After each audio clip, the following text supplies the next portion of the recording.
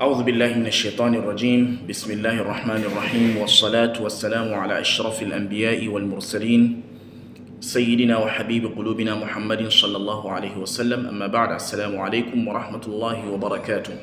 Today the 7th of February, Friday 2025, equivalent to 8th of Sha'ban 1446 after Hijrah of the Prophet Muhammad sallallahu alaihi wasallam.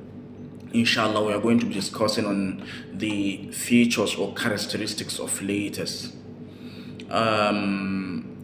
Characteristics of letters are what differentiate letters from others.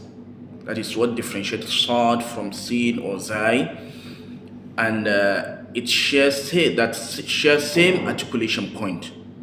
And if the student or the reciter of the Holy Quran is not applying all the characteristics of the particular letter he or she is articulating, it will sound either like a totally different letter or will sound incorrect at the very best. And the correct application of the characteristics of the letters makes the letter clearer and teaches the various timings of certain letters. And a very important aspect of a good Quranic recitation. Studying the characteristics or صفات الحروف makes clear which letters are strong in makeup and which are weak.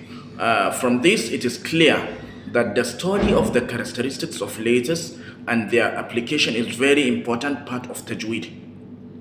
Imam al-Jazari mentioned it in his famous poem Matn al-Jazari in the chapter of صفات الحروف, as I quote: صفاتها جهر ورخ مستفل منفتح مصمتة والضدق المهموسها فحثه شخص سكت شديدها لفظ أجد قط بكت وبين رخ والشديد للعمر وسبع علو خص ضغط قذ حصر والصاد ضاد طاء ضاء مطبقة وفر من لب الحروف المذلقة صفيرها صاد وزاي سين قلقلة قطب جد واللين واو وياء سكن وانفتح قبلهما والانحراف الصحيح في اللام والراء وبتكرير جعل وللتفشي الشين ضادا استطل. That's the end of the chapter.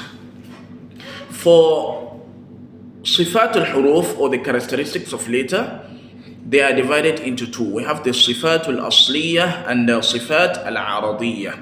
The صفات الأصلية, these are characteristics that are part of the intrinsic makeup. We call them in English intrinsic or basic characteristics, and they never leave the letter. They are part of it. For example, my head, my hand, my legs will never leave me. If they leave me, I'm not my complete Qasim. So that is the intrinsic characteristics. Then the Sifatul Aradiyya, we call them the presented characteristics. These are characteristics which are present in a letter in some cases and not present in the letter in other cases. For example, idgham is a sifat, but we consider it as sifat al-aradiyya. Izhar also, that is the making to make clear, is also sifat aradiyya.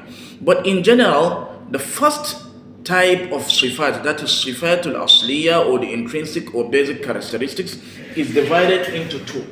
We have two types of sifat al-asliya. We have sifatul laha ضد وصفة ليس لها ضد. صفة لها ضد and صفة لا ضد لها. This صفة لها ضد, they are characteristics of letters that have opposite. Meaning, if someone is fat, the opposite of that someone will be slim. If someone is black in complexion, the opposite of that someone is fair in complexion, and so on and so forth. But in Sifat Laha Did, we have 5 types, and each of these 5 types have its own opposite. The number 1 is Al-Hams, and the opposite of Al-Hams is Al-Jahr. Number 2 is Al-Shidda. The opposite of it is Al-Rikhawa. Between Al-Shidda and Al-Rikhawa, we have Tawassut. Number 3 is Al-Istifal. The opposite of Al-Istifal is Al-Isti'la. We have Al-Infitah. The opposite of Al-Infitah is Al-Itbaq. And we also have Al-Idlaq, though some Tajweed scholars are opposing this type of sifat, Al-Idlaq and Al-Ismat. The opposite of al-idlaq is al-ismat. We also have صفة لا ضد لها. They are number one, we have الصفير, اللين, التكرار, التفشي, الغنة, and القلقلة. Though al-ghunna was not mentioned or categorized by Imam al-Jazari. Let's take them and explain them brief.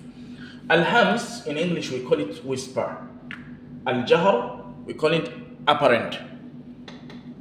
Al-shidda, we call it strange. And it is comprising of 1, 2, 3, 4, 5, 6, 7, 8 letters.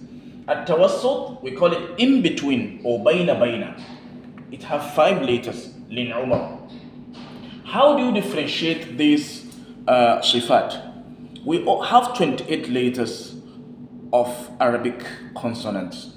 Out of these 28, if you want to know the harf that is under al-jahr, just minus that one of al-hams, since it is the opposite.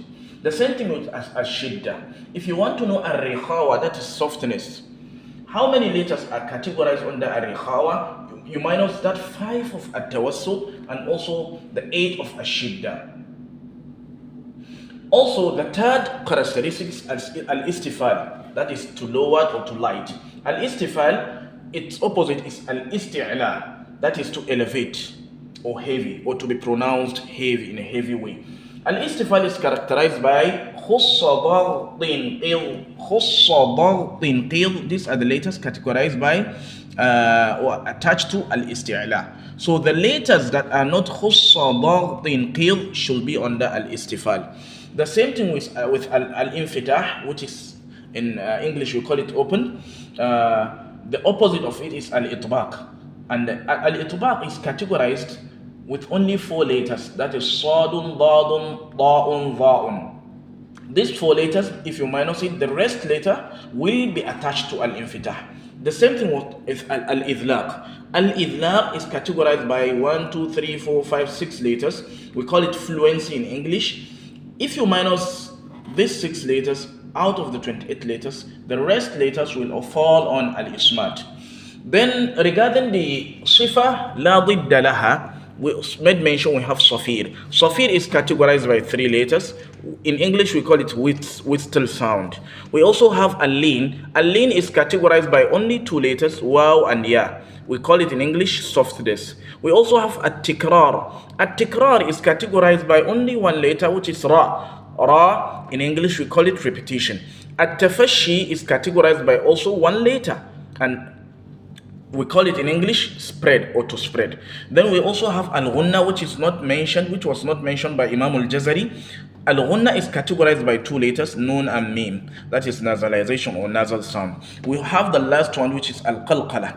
Qutbu bijadin, categorized by 5 letters, which is in English we call it to bounce.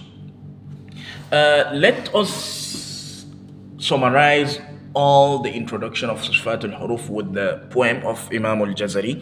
Imam al-Jazari made mention صفاتها جهر ورخو مستفل منفتح انفتاح مصمتة إصمات والضد. Then he further brought the opposite of the mentioned characters.